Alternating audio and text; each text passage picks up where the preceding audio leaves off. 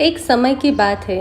भगवान गौतम बुद्ध अपने शिष्यों के साथ बैठे हुए थे और उन्हें उपदेश दे रहे थे। बुद्ध ने अपने शिष्यों से कहा कि क्रोध सभी का सबसे बड़ा शत्रु है।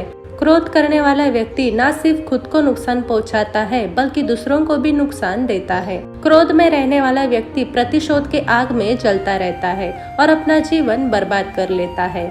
बुद्ध की इस बात पर उनका एक शिष्य खड़ा हो गया और उस शिष्य ने बुद्ध से क्रोध में कहा कि आप एक पाखंडी हैं। आपकी बातें मनुष्य के जीवन की शैली के विपरीत है। आप जो कहते हैं उसका अपने जीवन में पालन नहीं करते और दूसरों को ये सब करने के लिए कह देते हैं। शिष्य की इस बात पर गौतम बुद्ध ने कुछ भी प्रतिक्रिया नहीं दी।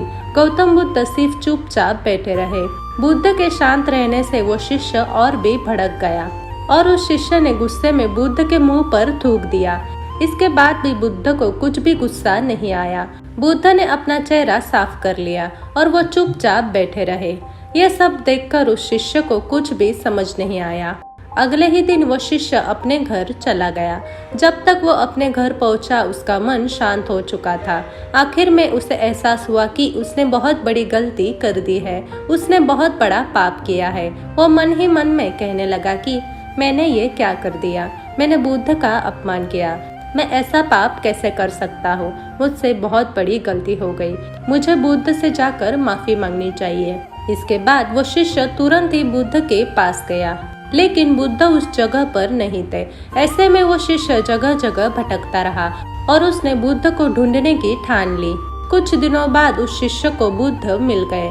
वो शिष्य बुद्ध के चरणों में गिर पड़ा और उसने बुद्ध से कहा कि मुझे क्षमा कर दीजिए। मुझसे बहुत बड़ी गलती हो गई। मैंने आपका अपमान किया। मैं बहुत बड़ा पापी हूँ। शिष्य की यह बात सुनकर गौतम बुद्ध ने उस शिष्य से कहा कि शांत हो जाओ, लेकिन मुझे एक बात बताओ, तुम कौन हो?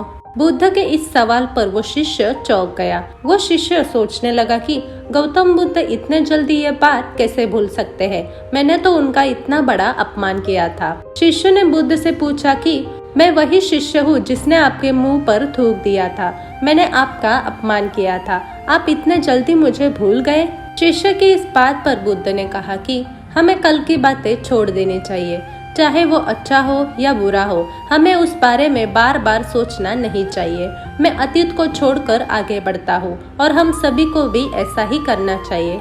जिस इंसान ने मुझ पर थूका था वो इंसान तुम नहीं हो, क्योंकि तुम अब बदल गए हो। तुम्हें तुम्हारी गलती का एहसास हो गया है, यानी कि अब तुम सिर्फ अच्छे विचार करने लगे हो। मैं बहुत आनंदी हूँ कि तुम अब अच्छे विचार करने लगे हो।